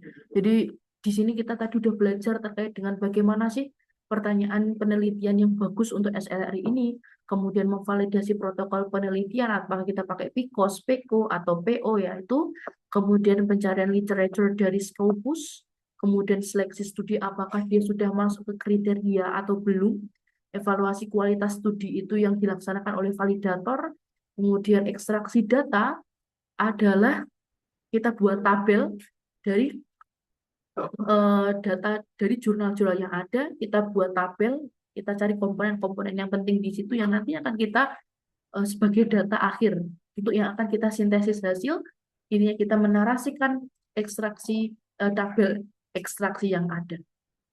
Begitu saya rasa cukup deh Mas. Hmm, makasih Mbak. Mungkin dari teman-teman jika ada pertanyaan, kita buka sesi tanya jawab dulu ya Mbak. Oke, oke. Sedikit mungkin. Dari teman-teman Oke. ada yang ingin ditanyakan, ada yang ingin disampaikan, atau mungkin share pengalaman yang sudah dikerjakan di pra-workshop sebelum workshop ini berarti. Nah, boleh Ada? Mas. Mungkin saya ada pertanyaan, walaupun saya bukan peserta ya Mbak. Nggak Ada apa-apa. beberapa pertanyaan. Eh, yang pertama mungkin penggunaan bahasa Inggris ya. Apakah kalau misalnya kita ganti promptnya dengan bahasa Inggris, kan kebanyakan kalau di AI itu dipakai bahasa Inggris hasilnya lebih bagus. Kebanyakan Hmm. tapi tidak selalu ya. Tapi apakah di sini juga seperti itu? Dan kalau misalnya kita tetap pakai bahasa Indonesia, apa tetap bisa relevan dengan pembahasan tadi? Sama yang kedua mungkin ini pengalaman teman saya ya. Teman saya juga sudah sedang melakukan SLR dan ketika ingin submit, setelah submit dan dibaca oleh editor, dari editornya sendiri itu mencoba mengecek dari Turnitin dan kalau tidak salah sekarang sudah ada Turnitin untuk AI. Nah, Turnitinnya bagus di bawah 15, tapi AI-nya terdeteksi cukup tinggi. Padahal di timnya mereka itu AI yang dipakai mungkin terbaca dari DeepL, aplikasi website yang untuk mentranslate. Itu seperti apa, Mbak? Mungkin dari saya itu dulu. Dari teman-teman juga kalau ada pertanyaan silahkan kita diskusi bersama. Oke Mas, ya jadi kalau saya juga pakai AI itu kalau misalkan saya pakai jurnal, saya buat jurnal gitu ya. Misalkan apa ya, make sure apakah ini benar atau enggak bahasa Inggrisnya gitu. Saya juga sebenarnya pakai bahasa Inggris gitu. Tapi tadi sebenarnya saya pakai prompt bahasa Indonesia itu sebenarnya untuk memudahkan aja untuk penjelasan gitu sih Mas. Nah, jadi terserah teman-teman nanti misalkan nanti pakai prompt bahasa Inggris atau bahasa Indonesia itu doesn't matter, nggak apa-apa. Atau teman-teman nanti bisa membandingkan juga gitu ya antara prompt bahasa Indonesia dan bahasa Inggris gitu. Tapi memang benar sejauh ini kalau prompt bahasa Inggris itu jauh lebih bagus ya. Oke, kemudian untuk yang eh, Turnitin tadi ya, Mas. Nah, sebenarnya untuk SLR ini jujur saya tuh belum pernah, saya baru buat, tapi saya belum submit gitu. Nah, mungkin kalau pengalaman submit itu yang research article ya. Sejauh ini research article itu kalau selama AI itu kalau yang research artikel ya, kalau AI itu hanya untuk membenarkan apa namanya bahasa Inggris yang lebih bagus itu tuh nggak apa-apa gitu. Cuman kalau yang ini systematic literature review ya itu memang lebih harus hati-hati gitu ya, karena kan kita berdasarkan kita pakai data orang orang lain, bukan data kita sendiri. Kita kita pakainya research artikel orang lain, bukan hasil eksperimen kita sendiri gitu. Jadi memang harus lebih hati-hati. Takutnya nanti kelihatan AI-nya banget gitu ya. Jadi mungkin ada prompt yang lebih ditambah gitu ya. Jadi buat ini lebih tidak terlihat seperti terlalu AI gitu ya. Sebenarnya kayak gitu. Kayak gitu walaupun kita minta ke AI-nya sendiri gitu. Tapi ya itu pentingnya kita harus em, men-screening lagi ya apakah, dan kalau bisa kan kita nggak ngambil mentah ya Mas ya dari AI itu ya. Jadi kita harus pakai intuisi kita gitu. Itu kan pasti beda. That's why kita nggak bisa ketergantungan pakai AI, tetap kita yang menjalankannya sebenarnya. AI cuma hanya membantu. Jadi AI ini kalau di sini tadi di SLR itu dia tuh hanya membantu sampai di bagaimana sih kita dapat artikel yang bagus. Nah, isi artikel kan kita yang ngisi sendiri, yang kita baca sendiri gitu. Jadi dari tabel ekstraksi ya itu yang ngisi kita, bukan AI-nya gitu. Gitu sih Mas. Mungkin lebih hati-hati aja sih untuk yang bagian ngisi tabel ekstraksi karena itu bukan data eksperimen kita, tapi itu data orang lain yang kita buat systematic literature review. Gitu.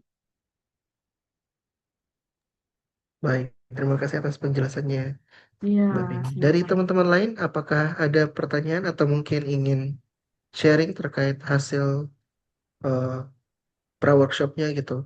Mungkin teman-teman ada yang sudah kira-kira sudah dapat nih research questionnya, walaupun secara tidak langsung ya, karena kan tadi dibahas SLR ya, sedangkan pra-workshop kemarin kita bahasnya secara naratif review aja.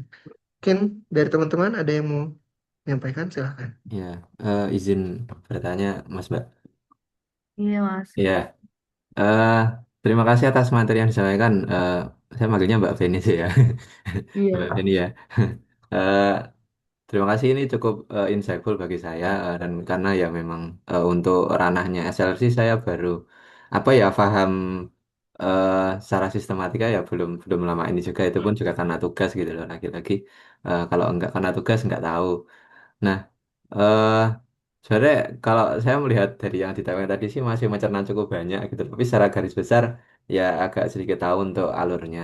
Nah, cuma di apa ya beberapa waktu lalu itu udah sempat apa ya mencari apa arahnya mau seperti apa sebenarnya topiknya gitu loh. Cuma karena kebetulan topik rencana sih mau nulisin topik yang dulu di S1 tentang absorben dari bahan alam sih. Kebetulan dulu Mhm. dari ampas kopi. Cuma kan karena melihat tren dari penelitian dosen yang lebih banyak di fly ash ya kalau untuk absorben ya biasanya sama zeolit biasanya.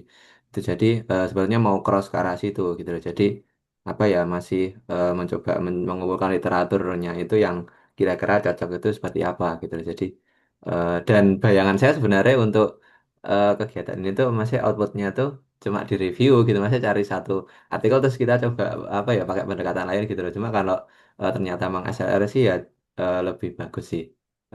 Apa ya? Paling ya lebih ke mencari bingungnya masih mencari topik apa sih yang apa ya yang kira-kira itu eh, Hmm. kita itu mampu untuk memahaminya gitu. Karena kan saya kalau saya pribadi belum tahu limitnya ya, maksudnya limit paham Iya. saya sampai mana gitu loh dan yang dicocokkan dengan kebutuhan eh, untuk apa ya publishnya itu kira-kira yang menarik seperti apa yang kayak tadi sih. Sebenarnya yang disampaikan tadi sedikit menjawab sih. Ya gitu sih Mbak. Oke. Berarti ada pertanyaan nggak, Mas? Ya itu sih lebih ke mencari topik-topiknya itu tadi. Paling ya bantu Oke. prom itu tadi. Oke. Berarti nggak ada pertanyaan intinya ya? Ya, udah kan jawab sih, Mbak. Oke, Menyampaikan aja thank sih you. respon ya. Daripada supply. Oke, oke. Semoga membantu. Oke. Ya, saya juga kemarin sempat struggle ya, Mbak. Mm-mm. Soalnya banyak banyak kesibukan juga kan ya, tapi ya mencoba. Tapi mem- dengan adanya workshop satu ini, walaupun saya bukan dari analing ya, tapi kayak tercerahkan gitu, secerah lampu ini. Mungkin dari teman-teman lain ada lagi yang ingin bertanya, mungkin lebih dari teknisnya dan lain-lain sebelum kita akhiri. Mungkin saya aja, Mas. Nanti Oh ya, yang pertemuan, jadi kan ini kan baru awal ya, maksudnya kita baru apa namanya nyari jurnal, terus mengekstraksi sampai mengekstraksi buat tabel ekstraksinya, kita membuat narasinya. Nah, terus nanti untuk pertemuan kedua kita coba untuk ke arah yang buat draft artikelnya gitu ya, untuk buat draftnya gitu. Untuk pertemuan kedua silakan saya ngatur, silakan diatur. Saya mohon maaf teman-teman karena terlalu diundur lama sekali 1 bulan.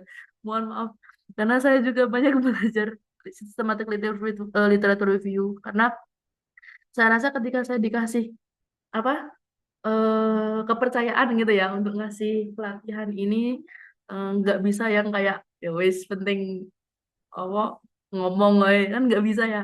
Jadi saya juga sebenarnya ikut beberapa pelatihan jadi setidaknya ketika teman-teman nanya atau saya menyampaikan ini nggak omong tok gitu. Jadi saya butuh waktu yang cukup lama. Sorry mas Mbak sebelumnya mohon maaf karena mundur 1 bulan. Sorry mas. it's okay Mbak. Jadi karena keterlambatan itu jadi daging banget kan malam ini. Dedikasinya luar biasa.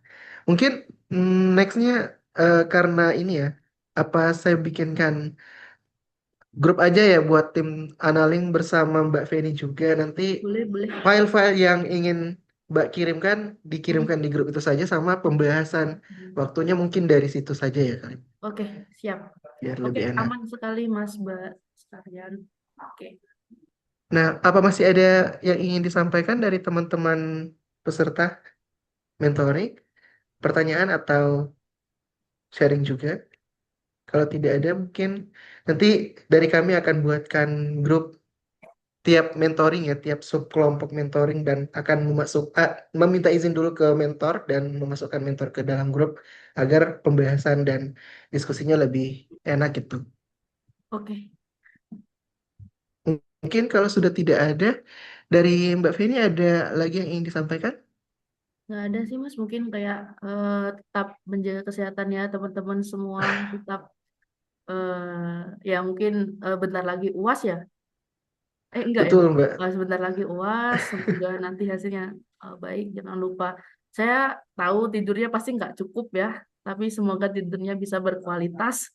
Jaga kesehatan, jangan lupa hujan kayak gini semoga selalu diberikan yang terbaik oleh Tuhan dan Semoga dilancarkan segala yang teman-teman inginkan dan harapkan.